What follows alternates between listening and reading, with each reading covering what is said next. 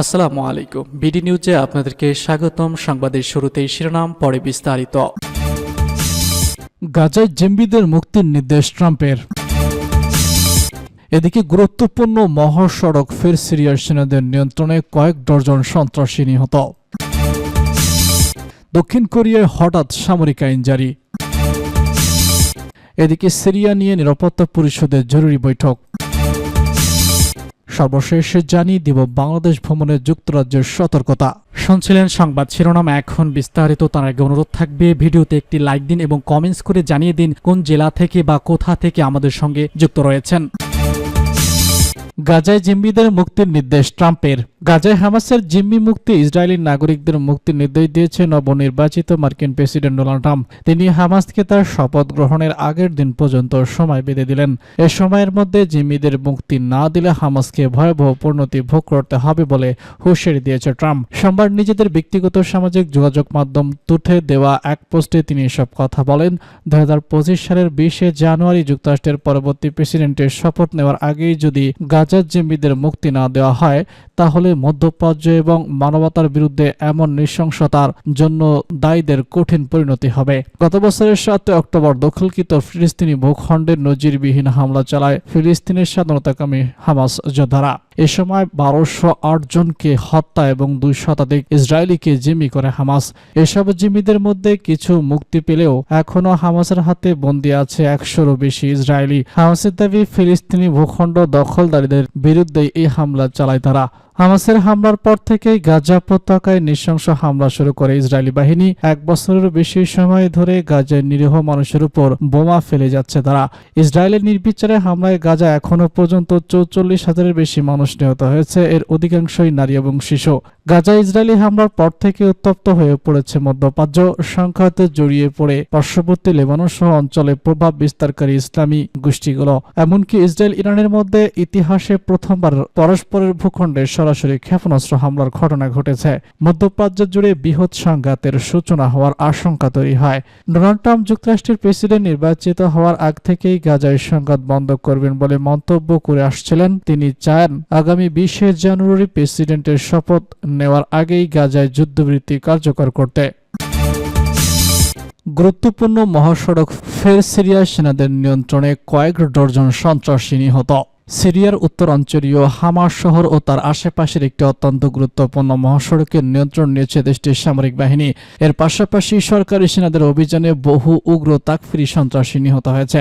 গতকাল সিরিয়ার সেনা এই গুরুত্বপূর্ণ মহাসড়কের নিয়ন্ত্রণ নিতে সক্ষম হয়। মহাসড়কটি দেশের অনেকগুলো গুরুত্বপূর্ণ শহর এবং গ্রামকে সংযুক্ত করেছে। এর পাশাপাশি সিরিয়ার সেনারা কয়েকটি ছোট ছোট শহর সন্ত্রাসীর কাছ থেকে পুনরুদ্ধার করতে সক্ষম হয়েছে।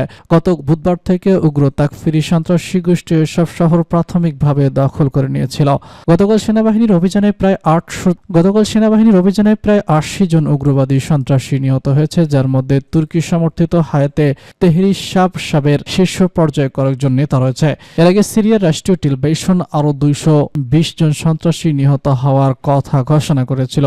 এসব অভিযানে সিরিয়া এবং রাশিয়ার সেনা অংশ নেয়। গতকাল সিরিয়ার সেনারা হামা, আলাপ্পো ও ইদলিব প্রদেশের কয়েকটি গুরুত্বপূর্ণ শহরে অভিযান চালিয়েছে। এসব অভিযানে সন্ত্রাসী গোষ্ঠীর অন্তত 12টি গোলা বারুদের ডিপো ধ্বংস হয়। স্থানীয় সূত্রগুলো জানিয়েছে, সন্ত্রাসীদের বিরুদ্ধে লড়াইয়ের জন্য কয়েক ঘন্টার মধ্যে হামা প্রদেশে 15,000 স্বেচ্ছাসেবী সামরিক বাহিনীতে যোগ দিয়েছেন। দক্ষিণ কোরিয়ায় হঠাৎ সামরিক আইন জারি। দক্ষিণ কোরিয়া জুড়ে জরুরি সামরিক আইন জারি করেছে দেশটির প্রেসিডেন্ট। বিরোধী দলের বিরুদ্ধে রাষ্ট্রবিরোধী তৎপরতার অভিযোগে এনে তিনি এই সিদ্ধান্ত নিয়েছে বলে জানা গেছে। মঙ্গলবার টেলিভিশনে এক ভাষণে প্রেসিডেন্ট উত্তর কোরিয়ার প্রসিকিউটর শক্তির হুমকি এবং রাষ্ট্রবিরোধী উপাদানগুলো নির্মূল করতে একটি উদার ও গণতান্ত্রিক দক্ষিণ কোরিয়া গঠন করব, জনগণের স্বাধীনতা ও নিরাপত্তা নিশ্চিত করতে এবং রাষ্ট্রের স্থায়িত্ব বজায় রাখতে এটি একটি অনিবার্য পদক্ষেপ। এ সময় দেশ জুড়ে সামরিক আইন জারি করা ছাড়া আর কোনো উপায় ছিল না বলে উল্লেখ করেছেন দক্ষিণ কোরিয়ার প্রেসিডেন্ট। তবে এরপর কি ধরনের পদক্ষেপ নেওয়া হবে তা জানাননি তিনি। এদিকে শাসক রক্ষণশীল দল পিপলস পাওয়ার পার্টির নেতা হাং ডং উইং এই সিদ্ধান্তকে ভুল হিসেবে উল্লেখ করেছেন। তিনি বলেছেন, সামরিক আইন ঘোষণার বিরোধিতা করব এবং জনগণের সঙ্গে এর বিরুদ্ধে অবস্থান নেব। এছাড়া বিরোধী ডেমোক্রেটিক পার্টি এই ঘোষণার পরপরই জরুরি বৈঠকের আহ্বান করেছে। 2022 সালে প্রেসিডেন্ট হিসেবে দায়িত্ব নেওয়ার পর থেকেই বিরোধী নিয়ন্ত্রিত সংসদের সঙ্গে ইউনের মতবিরোধ চলে আসছে। বিরোধী ডেমোক্রেটিক পার্টি এবং শাসক পিস পাওয়ার পার্টির মধ্যে আগামী বছরের বাজেট বিল নিয়ে চলমান অচল অবস্থা আরও উন্মোচনা তৈরি করেছে। এ বিষয়ে প্রেসিডেন্ট ইউন বলেছেন, জাতীয় পরিষদ রাষ্ট্রের প্রধান কার্যক্রম মাদক অপরাধ প্রতিরোধ এবং জননিরাপত্তার জন্য প্রয়োজনীয় বাজেট কমিয়ে দিয়েছে। এতে জনগণ স্থিতিশীল অবস্থায় পড়েছে, রাষ্ট্রের কার্যক্রম ব্যাহত হচ্ছে এবং দেশটির মাদকের ভয়ারণ্য হয়ে উঠেছে। আর প্রেসিডেন্ট ইউর স্ত্রী এবং শীর্ষ কর্মকর্তাদের বিরুদ্ধে সাম্প্রতিক বিভিন্ন কেলেঙ্কারির অভিযোগ উঠেছে, কিন্তু এ বিষয়ে স্বাধীন তদন্তের দাবি প্রত্যাখ্যান করেছে ইউন। এ বিষয়ে বিরোধী দলের কঠোর সমালোচনার মুখে পড়েছেন তিনি। এ অবস্থায় সামরিক আইন জারির এই পদক্ষেপ দেশটির রাজনৈতিক পরিস্থিতিকে আরও উত্তপ্ত করে তুলতে পারে বলে আশঙ্কা করা হচ্ছে। সামরিক আইন কি? সামরিক আইন হলো এমন একটি অস্থায়ী শাসন ব্যবস্থা যেখানে জরুরি অবস্থায় বেসামরিক প্রশাসন কার্যকর হলে সামরিক কর্তৃপক্ষ দেশের শাসনভার গ্রহণ করে। সামরিক আইন কার্যকর হলে বিভিন্ন আইনি প্রভাব দেখা দেয়, যেমন সাধারণ নাগরিক অধিকার স্থগিত করা, সামাজিক আইন কার্যকর করে দেশ পরিচালনা ইত্যাদি। যদিও সামরিক আইন তত্ত্বাবধায়ক অস্থায়ী ব্যবস্থা হিসেবে বিবেচিত, তবে এটি অনির্দিষ্টকালের জন্য চালু থাকতে পারে। সিরিয়া নিয়ে নিরাপত্তা পরিষদের জরুরি বৈঠক। মধ্যপ্রাচ্য সংঘাতময় পরিস্থিতির মধ্যে নতুন করে আবারও স্থিতিশীল হয়ে উঠেছে সভ্যতার দ্রজলখ্যাত সিরিয়া। গেল 27 নভেম্বর কয়েকটি শহরে নতুন করে বড় ধরনের হামলা চালায় বিদ্রোহীরা। এরপর দ্রুত গতিতে উত্তরাঞ্চলীয় সিরিয়ার বড় অংশ নিজেদের দখলে নেয় তারা। বিশেষ করে সিরিয়ার দ্বিতীয় বৃহত্তম শহর আলেপ্পো এখন কার্যত বিদ্রোহীদের নিয়ন্ত্রণে। বিদ্রোহীদের ঠেকাতে বিমান হামলা শুরু করে বাশার আল সাদাত ও রাশিয়ার বিমান বাহিনী। আলেপ্পো সহ বিভিন্ন এলাকায় সামরিক বাহিনীর সঙ্গে বিদ্রোহীদের সংঘর্ষের খবর পাওয়া যাচ্ছে। এমন পরিস্থিতিতে জরুরি বৈঠকের আহ্বান করেছে জাতিসংঘ নিরাপত্তা পরিষদ। মঙ্গলবার ওই বৈঠক অনুষ্ঠিত হবে বলে জানিয়েছে বার্তা সংস্থা এপি। জানা যায়, সিরিয়া সরকারের অনুরোধে এবং নিরাপত্তা পরিষদে আফ্রিকার 3টি সদস্য দেশ কম্বোডিয়া, সিরিয়া লিওন এবং আলবেনিয়ার সমর্থনে এই জরুরি বৈঠক ডাকা হয়েছে। আন্তর্জাতিক বিভিন্ন গণমাধ্যমের খবরে বলা হয়, বিদ্রোহীরা ইতিমধ্যে আলেপ্পো শহর নিজেদের দখলে নিয়ে গেছে।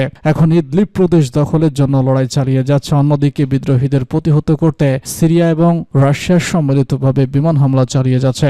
সরকারি সেনাদের পাল্টা হামলায় কিছু কিছু এলাকা থেকে পিছু হটছে বিদ্রোহীরা। বিদ্রোহীদের সাম্প্রতিক হামলার ঘটনায় কড়া জবাব দেওয়ার অভিজ্ঞতা করেছেন প্রেসিডেন্ট বাশার আল সাদাত। তিনি বলেছেন, জঙ্গিদের ভাষার সহিংসতা, বিদ্রোহীদের তাদের ভাষায় জবাব দেওয়া হবে। এদিকে এক সম্মিলিত বিবৃতিতে বেসামরিক নাগরিকদের সুরক্ষা নিশ্চিত করে সহিংসতা বন্ধের আহ্বান জানিয়েছে যুক্তরাষ্ট্র, ফ্রান্স, জার্মানি ও যুক্তরাজ্য। বাংলাদেশ ভ্রমণে যুক্তরাজ্যের সতর্কবার্তা। বাংলাদেশের সন্ত্রাসী হামলার সম্ভাবনা নিয়ে সতর্ক করেছে যুক্তরাজ্য। মঙ্গলবার ঢাকায় ব্রিটিশ হাইকমিশন বিদেশি নাগরিকদের উদ্দেশ্যে হালনাগাদ ভ্রমণ পরামর্শে এই সতর্কবার্তা দেয়। ভ্রমণ সতর্কবার্তায় বলা হয়েছে, বাংলাদেশে নির্বিচার সন্ত্রাসী হামলা চালানো হতে পারে। জনাকীর্ণ এলাকা, ধর্মীয় স্থাপনা ও রাজনৈতিক সভা-সমাবেশ সহ বিভিন্ন জায়গায় সম্ভাব্য ঝুঁকিপূর্ণ বলে উল্লেখ করা হয়েছে। হাইকমিশন আরও জানিয়েছে, কিছু গোষ্ঠী এমন ব্যক্তিদের লক্ষ্যবস্তু করছে যাদের ইসলাম বিরোধী জীবনধারা বা মতামত রয়েছে বলে মনে করে। এই সতর্কতার পর বিদেশি নাগরিকদের নিরাপত্তার বিষয়ে বাড়তি সতর্ক অবলম্বনের পরামর্শ দেওয়া হয়েছে।